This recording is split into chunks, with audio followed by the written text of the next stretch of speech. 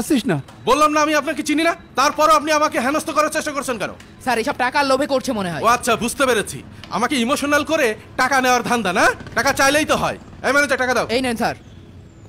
এই নেন টাকা নেন।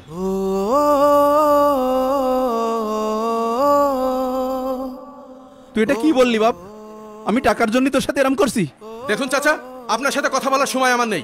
এই ম্যানেজার, জি স্যার। দাঁড়িয়ে দেখছো কি? লোকটাকে সরাও। জি স্যার। এই মেয়ে হট হট। এই বিলাল মিয়া, এই এই চলো, মেয়ে, চলো, শোন, চলো, শোন, শোন। হ্যালো, ও আচ্ছা, আজকে রাত্রে আপনাকে 10 লক্ষ টাকা পাঠিয়ে দিচ্ছি। স্যার, আমাদের এই ভাটার অনেক সুনাম রয়েছে। ঢাকা শহরের যত বড় বড় বিল্ডিং আছে, আমাদের এই ভাটার ইটি নিয়ে কাজ করে। শোনেন, আমাদের 120 গাড়ি 1 নম্বর ইট লাগবে। ঠিক আছে স্যার, কোনো সমস্যা নেই, দেওয়া যাবে। আমাদের অলরেডি বিল্ডিং এর কাজ শুরু হয়ে গেছে, 3 তলার কাজ চলছে। তা আপনি ইটগুলো কবে দিতে পারবেন?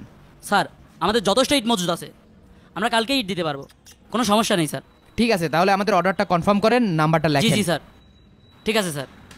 ওকে, ঠিক আছে। স্যার, ঠান্ডা খাওয়াই স্যার। না না না, থাক, নো থ্যাঙ্কস। ইট কি ভালো মানের হবে না? আমি আসলে ইট সম্পর্কে অতটা বুঝিও না। সেই লোকটা না? তাই তো। আচ্ছা, 1 নম্বর ক্যাটাগরি ইট অর্ডার করতে হবে।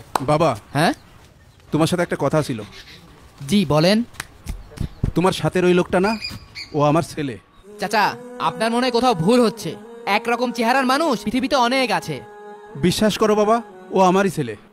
আপনি একজন সামান্য ইট ভাটার শ্রমিক, আর আমার বস তো কোটি কোটি টাকার মালিক। আর তাছাড়া আপনার কাছে কি কোনো প্রমাণ আছে যে আমাদের বস আপনার ছেলে? প্রমাণ অবশ্যই আছে। আমার ছেলে ছোটবেলায় পড়ে গেছিল, পড়ে যেয়ে ওর নাকের এখানে কেটে গেছিল। ওর এখানে কাটার দাগ আছে। কি বললেন?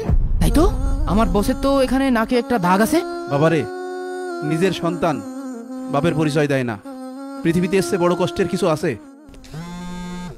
কে ফোন দিল? 1 মিনিট। জি স্যার। এই ম্যানেজার, ভাটা সামনে আসে তো। স্যার আমি এখনই আসছি, পরে কথা বলছি। স্যার, জি স্যার, জি।